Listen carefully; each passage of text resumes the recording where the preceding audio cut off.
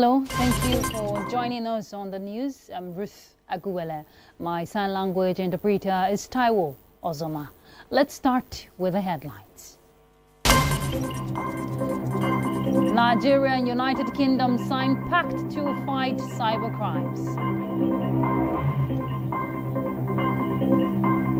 Nigeria stands to promote transparency, gets a boost with launch of procurement certification program. Plus, President Trump breaks record as most successful administration and first 100 days in office.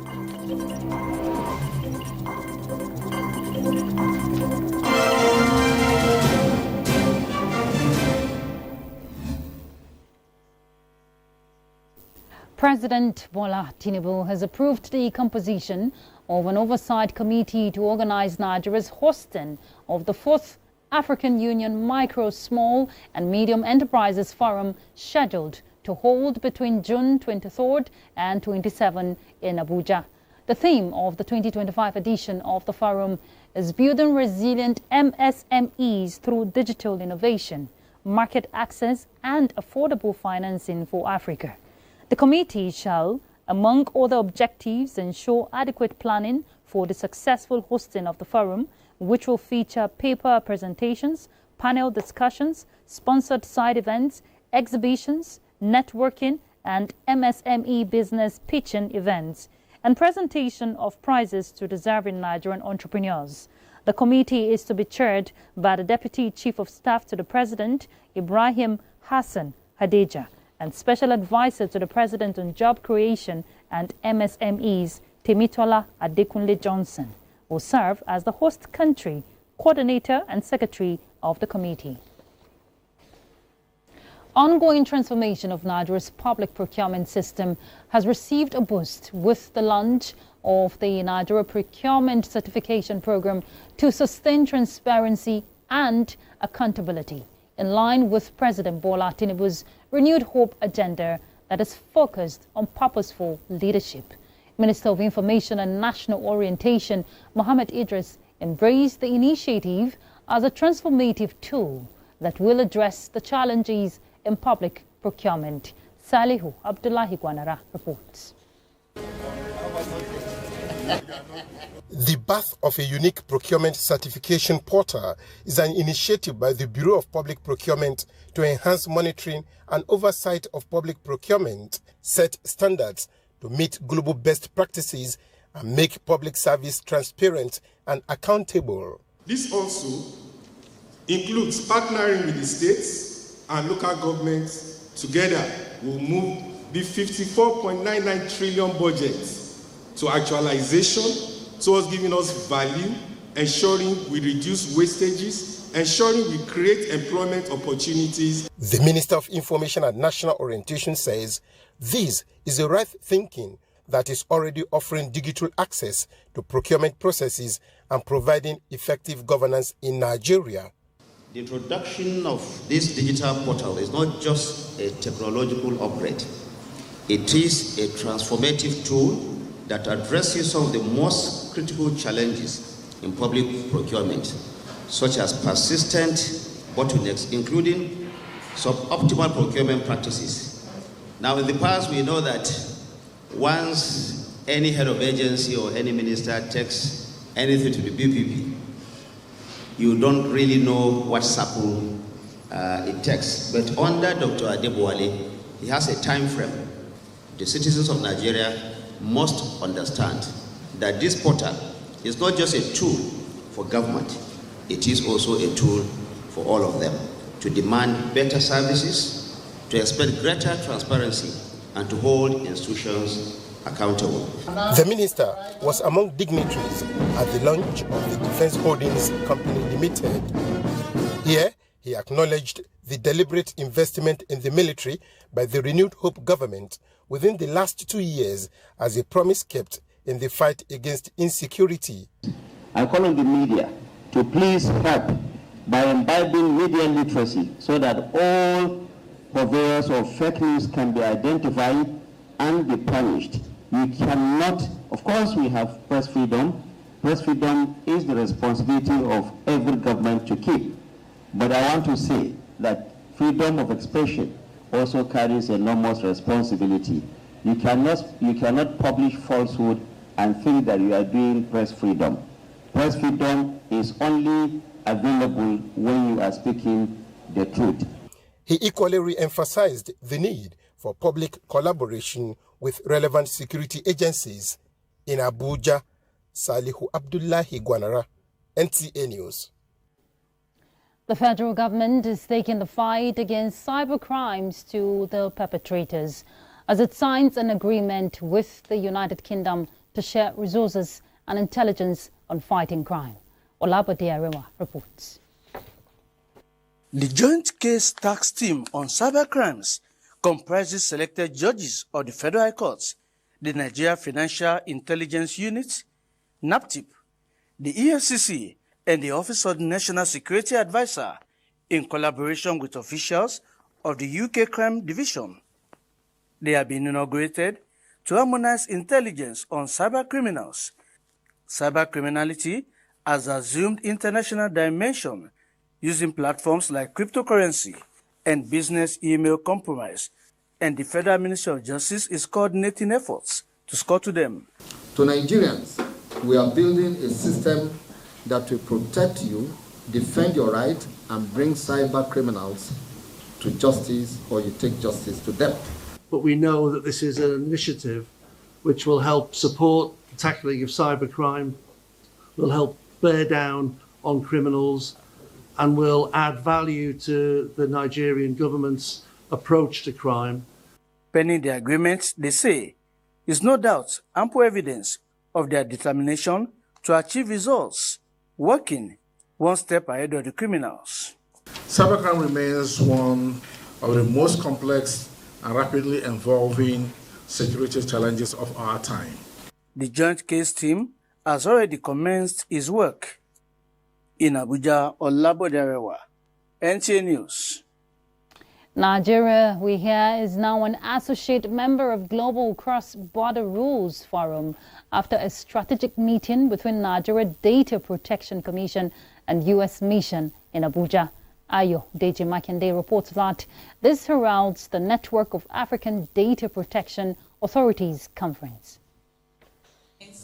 From attaining a defined legal framework, regulation and enforcement to becoming the chair, Network of African Data Protection Authorities, NATPA, and now drawing the attention of the United States mission, Nigeria is strategic in this new digital economic system.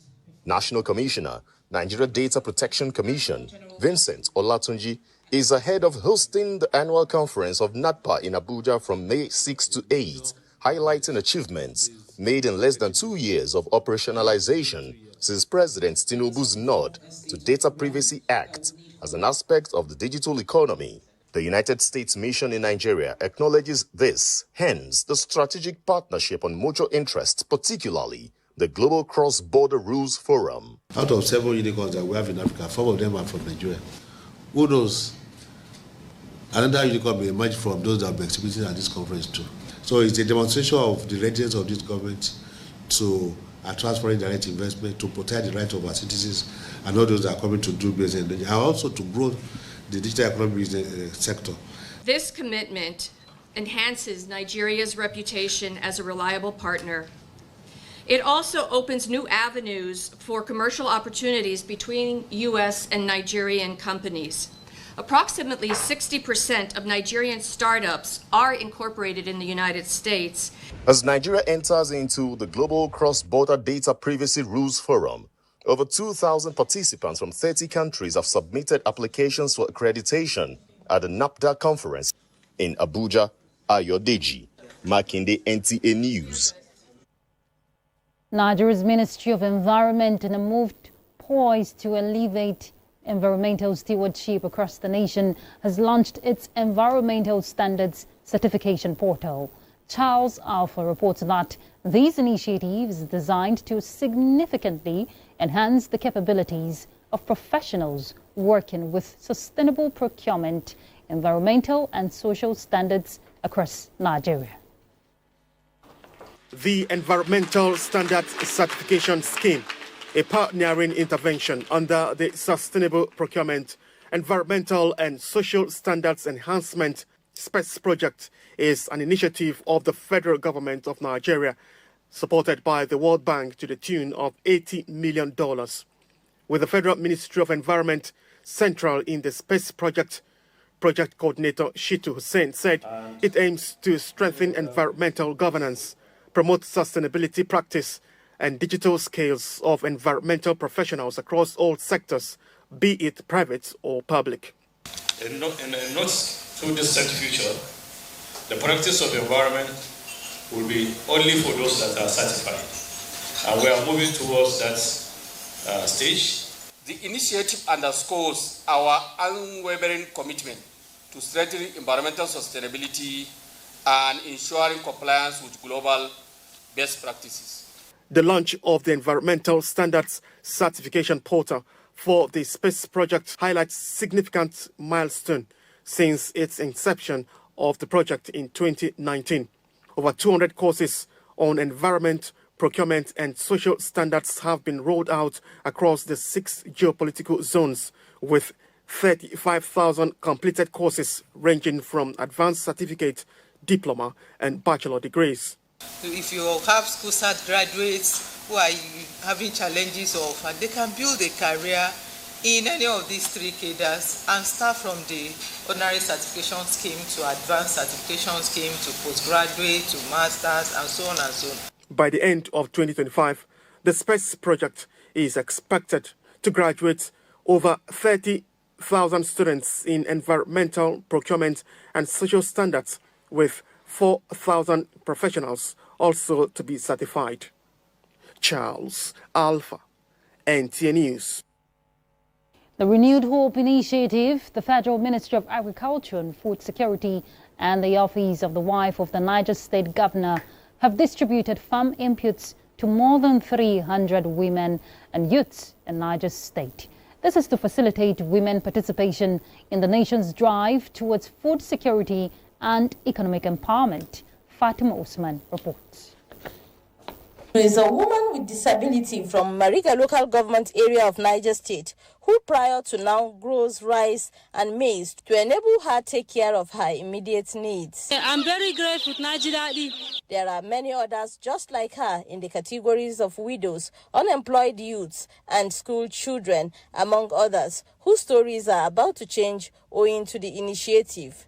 They gave me fish and the materials to use to start. Well, I want to start so that at least I'll start eating what I buy from the market. They gave us implements. I was going to use them to farm. I will start from somewhere. I intend to sell some more chicks and then bring more to my farm.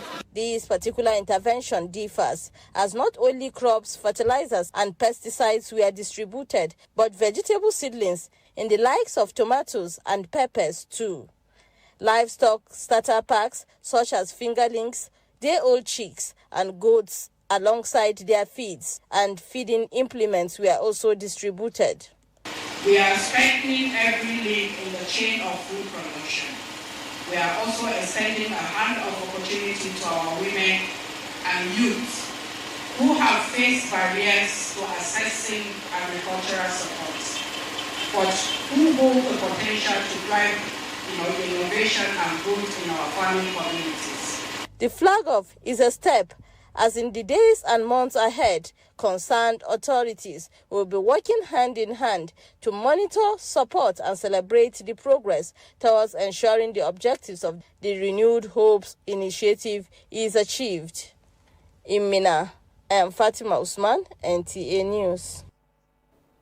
The Nigerian Air Force has restated its commitment in maintaining professionalism and strategic communication that will strengthen civil-military relations in the country for national development. The Director, Public Relations and Information of the Air Force, Commodore Ehimen Ijodame, stated this when he visited the office of the Nigerian Institute of Public Relations FCT chapter.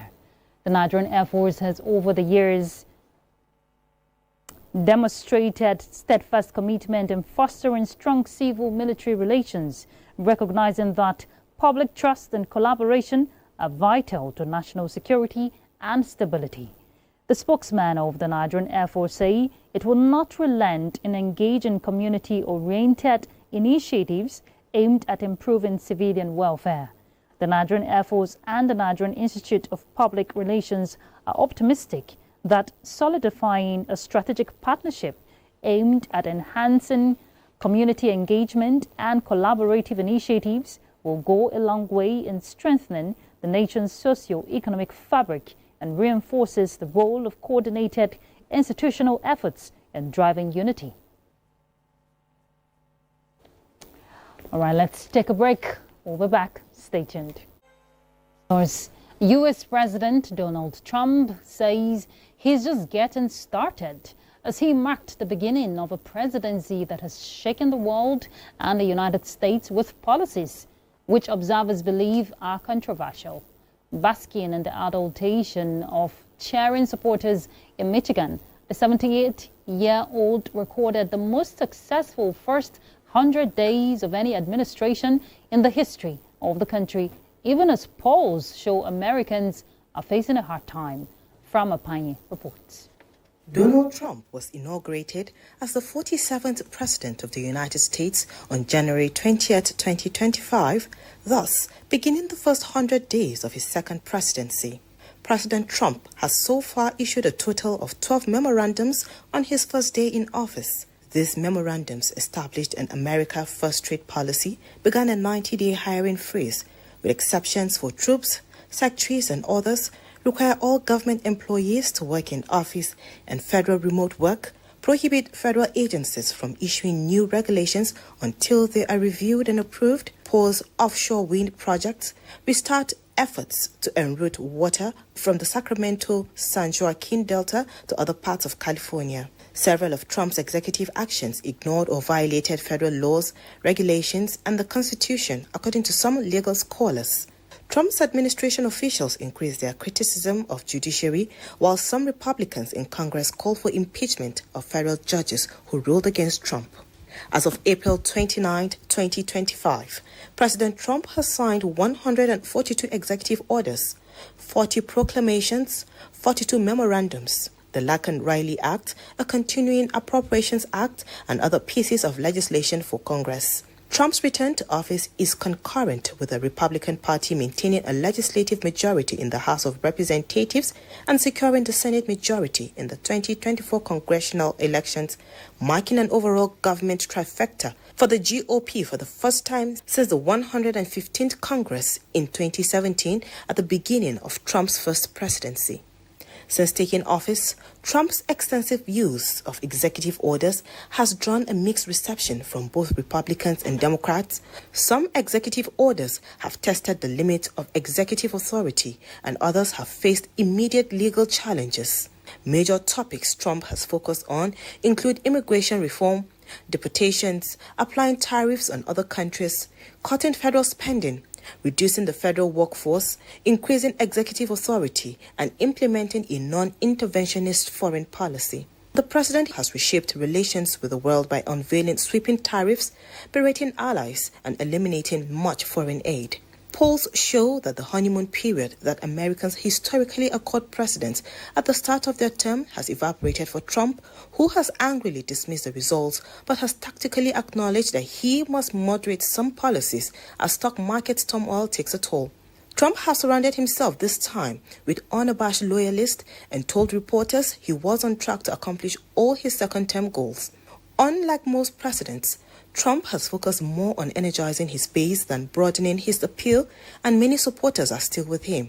Even with Congress narrowly in Republican hands, Trump has tested the limit of presidential power by signing more than 140 executive orders, many of which have faced court scrutiny.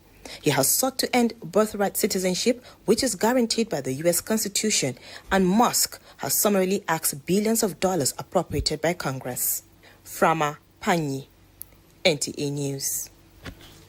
Cardinals gather at St. Peter's Basilica in the Vatican for a Eucharistic celebration on the fourth day of mourning for the death of Pope Francis. Cardinal Mauro Gambetti, Archpriest of St. Peter's Basilica, presided over the Mass. which is part of an Asian tradition of holding 9 consecutive days of mourning from the day of the Pope's demise. Dressed in the red robe, Cardinal Mauro Gambetti presided over the Mass, which was held on the 4th day of Novendialis, 9 days of mourning after the Pope's funeral. They will begin the secret conclave to elect a new leader of the global church on May 7. A week before the conclave to choose a new pope opens, preparatory talks intensified on Wednesday as cardinals sounded out potential candidates, with many hoping the election will be quick.